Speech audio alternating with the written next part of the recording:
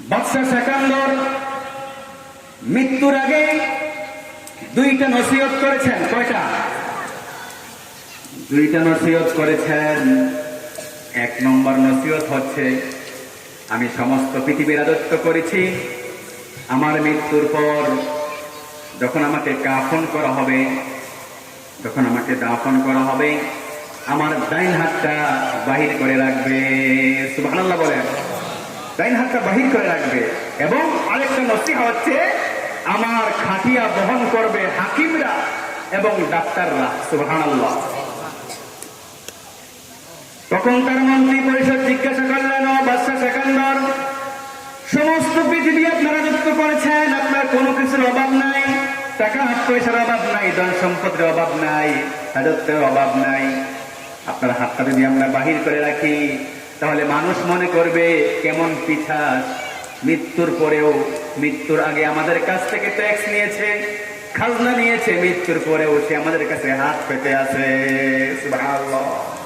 তখন তিনি বললেন, এটা নয় আমার উদ্দেশ্য।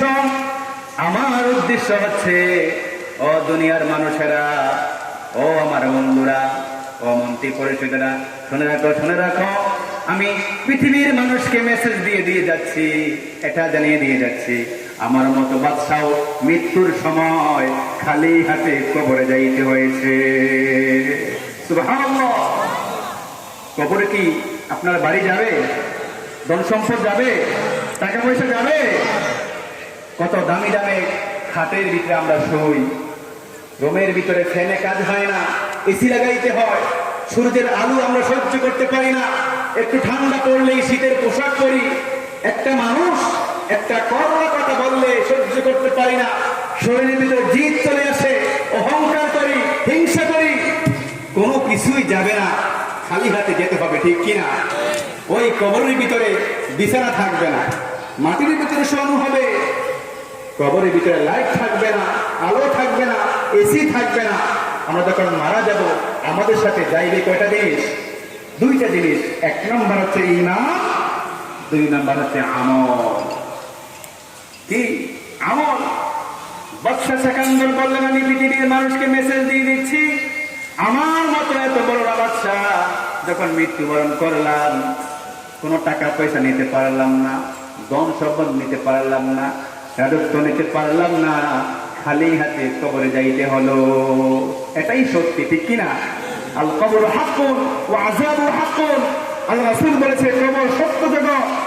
সবচেয়ে সবার পরে যেই ব্যক্তিটা ইন্তেকাল করবে, তাকেও 40,000 বছর কবরে থাকতে হবে। কত বছর? 40,000 বছর কবরে শুয়ে থাকতে হবে। কারো কারো জন্য কবরটা হয়ে যাবে জান্নাতের বাগান, আবার কারো কারো জন্য হয়ে যাবে জাহান্নামের গর্ত, ইল্লিয়িন এবং সিজ্জিয়িন। দুই নম্বর নসিহত হচ্ছে, আমার খাটিয়া বহন করবে ডাক্তাররা, হাকিমরা। এটার কারণ তো বুঝতে পারলাম না। বাদশা সেকান্দর বললেন, আমি এটা পৃথিবীর মানুষকে মেসেজ দিয়ে যাচ্ছি, ও দুনিয়ার মানুষেরা, আমার তো টাকার অভাব ছিল না, আমিও চিকিৎসা করে দুনিয়াতে বাঁচতে পারলাম না, সুতরাং কোন ডাক্তার মানুষকে বাঁচাইতে পারে না। সুবহানাল্লাহ। ডাক্তার মানুষকে বাঁচাইতে পারে না। হায়াতের মালিক কে? রিজিকের মালিক কে? ধন সম্পদের মালিক কে? আল্লাহর কাছে ফিরে যেতে হবে। সম্মানিত উপস্থিতি, তাহলে আমরা যদি আমাদের জীবনটাকে সাজাতে চাই, সুন্দর করতে চাই, কবরটাকে আলোকিত করতে চাই, তাহলে একটা জিনিসকে ভালোভাবে আঁকড়ে ধরতে হবে। সেই জিনিসটার নাম কি? কোরআন। বর্তমানে কি নবী রাসূল আছে? নবী রাসূল নাই, কিন্তু কোরআন আছে না নাই? দাও খোদা দাও আমায় আবার ওমর দারাজ দিল, দাও আলীর মতো বীর সেনানী জাকাতে নিখিল, দাও খোদা দাও আমায় আবার ওমর দারাজ দিল, হামজাকে দাও করে করে